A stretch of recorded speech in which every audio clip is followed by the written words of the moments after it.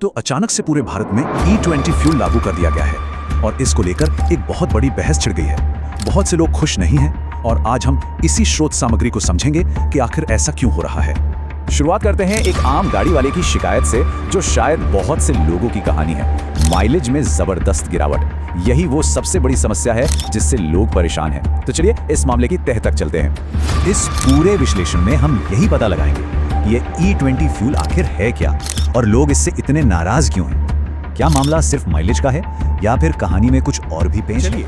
सबसे पहले ये समझने की कोशिश करते हैं कि सरकार ने ये कदम उठाया ही क्यों। आखिर इथेनॉल के पक्ष में सरकार के तर्क क्या हैं? तो E20 इसका मतलब बहुत सीधा है, 20% इथेनॉल और 80% पेट्रोल।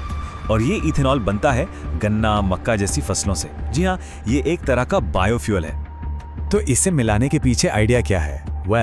एक तो ये पेट्रोल के साथ मिलकर उसे और अच्छे से जलने में मदद करता है। इससे होता क्या है? प्रदूषण कम होता है और सबसे बड़ी बात, क्योंकि ये इथेनॉल देश में ही बन सकता है तो हमें बाहर से महंगा कच्चा तेल कम खरीदना पड़ेगा। मतलब देश के लिए तो बड़े फायदे की बात लग रही है। और पर्यावरण की बात करें तो ये आंकड़ा देखिए। नीति आयोग का कहना है कि इससे ग्रीन हाउस गैस का उत्सर्जन 65% तक कम हो सकता है। 65%, ये सच में एक बहुत बड़ा नंबर है। अब आते हैं पैसे की बात पर। इथेनॉल मिलाने की वजह से देश के 1.36 ट्रिलियन रुपए बचे हैं। ये वो पैसा है जो हमें कच्चा तेल खरीदने पर खर्च नहीं करना पड़ा। जरा सोचिए कितनी बड़ी रकम है ये।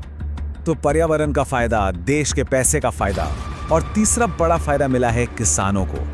2014 से अब तक किसानों ने इथेनॉल के लिए अपनी फसलें बेचकर 1.18 ट्रिलियन रुपीस कमाए हैं। तो कागज पे तो ये हर तरफ से एक फायदे का सौदा लगता है ना। लेकिन अगर सब कुछ इतना ही अच्छा है तो फिर लोग शिकायत क्यों कर रहे हैं? चलिए अब सरकारी दावों से हटकर जमीनी हकीकत पर आते हैं। देखते हैं कि आम ड्राइवर्स को असल में क्या परेशानियां हो रही हैं। देखिए, मामला सिर्फ माइलेज गिरने का नहीं है। लोगों को डर है कि ये नया फ्यूल उनकी पुरानी गाड़ियों को खराब कर सकता है। फ्यूल टैंक में जंग लगने का खतरा, रबर के पार्ट्स और पाइप्स के गलने का डर, और तो और इस बात पर भी कंफ्यूजन है कि अगर गाड़ी खराब हुई तो वारंटी या इंश्योरेंस मिलेगा भी या नहीं। और माइलेज के मामले में तो सरकारी दावे और लोगों के अनुभव में जमीन आसमान का फर्क दिखता है। सरकार कह रही है कि माइलेज में सिर्फ 1 से 7% की गिरावट आएगी, लेकिन असल में लोग बता रहे हैं कि उनकी गाड़ियों का माइलेज 10% से भी ज्यादा गिर गया है। ये बात लोकल सर्कल्स के एक सर्वे में और भी साफ हो जाती है। इस सर्वे में करीब 44% लोगों ने कहा कि उनकी गाड़ी का माइलेज 10% से भी ज्यादा कम हो गया है। मतलब ये सिर्फ 1-2 लोगों की बात नहीं है, ये एक बहुत बड़ी आबादी का अनुभव है।